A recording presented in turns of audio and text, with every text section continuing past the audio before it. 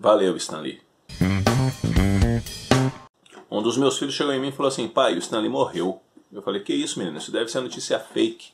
Até porque ele já morreu um monte de vezes aí, porque vira e mexe alguém fala que ele morreu, duvido.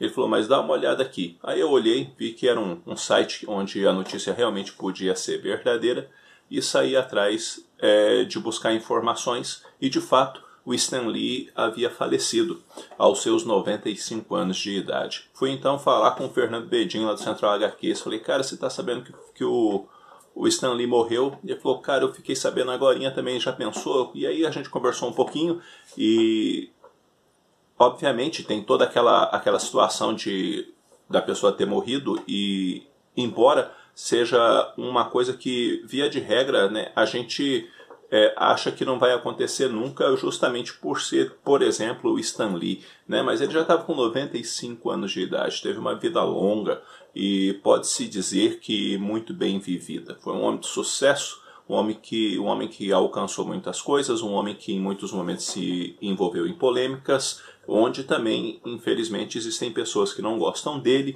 e também houve acusações seríssimas, né, feitas ao Stan Lee diante de algumas circunstâncias que não vem ao caso no momento de a gente tocar aqui. Mas o que eu quero falar especificamente do Stan Lee? Cara, quando eu comecei a ler quadrinhos lá na década de 80, eu me deparava com uma frase nos gibis da Editora Abril: Stan Lee apresenta. E a grande questão era: quem é esse Stan Lee? Que nome é esse? Que pessoa é essa? Porque, por isso, simplesmente eu não sabia, porque eu estava começando a ler quadrinhos. E sim, as informações eram um pouquinho mais difíceis da gente conseguir naquela época do que hoje, né? Hoje é bem mais fácil de você ficar inteirado sobre os assuntos. E aí o que aconteceu? Eu fui aprender então que o Stan Lee era o criador de vários super-heróis, de vários personagens importantíssimos, de personagens que eu gostava muito: o Homem-Aranha, o Incrível Hulk, os X-Men, os Vingadores e por aí adiante. Isso foi me dando uma visão e causando ao mesmo tempo uma certa admiração pelo Stan Lee, que na minha cabeça, por exemplo, naquele período eu achava que ele era o fundador, dono da Marvel e tudo mais.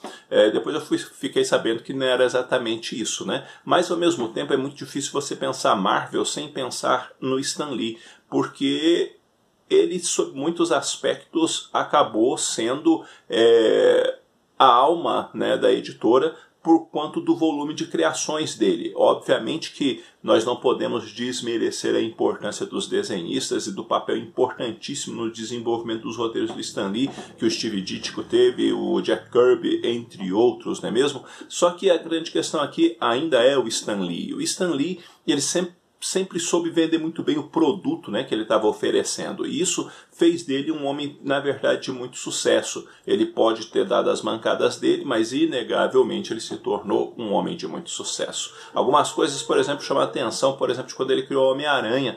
A primeira pessoa que ele buscou, quando ele criou o Homem-Aranha para criar o conceito do Homem-Aranha, né, os desenhos, não foi o Steve Ditko. O Stan Lee conta numa entrevista que quem fez o primeiro esboço do Homem-Aranha para ele foi o Jack Kirby, e ele não gostou do desenho que o Jack Kirby fez, porque ele fez um Homem-Aranha muito forte, muito parrudo, e ele não queria isso, ele queria um menino, ele queria uma pessoa esguia, né, magra e coisa e tal. Então ele foi atrás do Steve Ditko, porque, de acordo com ele entendia que o traço do Steve Ditko corresponderia melhor àquilo que ele tinha na mente sobre o Homem-Aranha. E, de fato, ele acabou gostando muito do que ele viu, e deu, na verdade, muito certo. O Stan Lee, dentro das suas muitas criações, dentro de tudo que ele produziu, né, ele acabou se tornando, sob muitos aspectos, sim, um símbolo da Marvel. Tornou-se, sim, um grande mito, né, dentro dessa situação, mas, como diz Jonathan Hickman, nos Vingadores tudo morre, e acabou acontecendo também com Stan Lee aos 95 anos de idade. Mas uma coisa que não há de morrer é o legado. Por quê? Porque o que ele deixou construído, o que ele passou adiante por meio dos personagens, os valores que ele quis ensinar por meio dos personagens, entre outras coisas, isso fica. E isso fica para a posteridade. Os anos passarão e o Stan Lee, de certa forma, estará ali representado por meio dos personagens que ele criou. Sim, grandes nomes, infelizmente, vão embora. Aconteceu com Jack Kirby, aconteceu com Steve Ditko, agora aconteceu com o Stan Lee. Né? Que descanse em paz e que nós, a cada dia, saibamos também olhar e respeitar, né, o legado dos outros, com erros, com acertos, por aí adiante, mas inegavelmente ele deixa um legado. Bom, galera, é isso daí,